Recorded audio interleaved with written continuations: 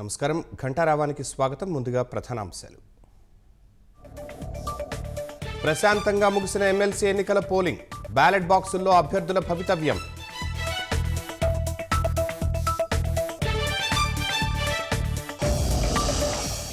రాష్ట్రంలో అనధికార నిర్మాణాలపై పురపాలక శాఖ మార్గదర్శకాలు, నిబంధనలు ఉల్లంఘిస్తే ఆక్యుపేషన్ సర్టిఫికేట్ ఇవ్వొద్దని ఆదేశం.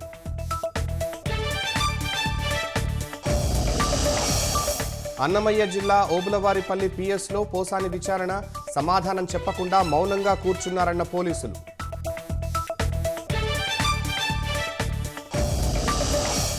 పల్నాడు జిల్లా అమరావతిలో ఘనంగా రథోత్సవం, అమరేశ్వరుడి దర్శనానికి పోటెత్తిన భక్తులు.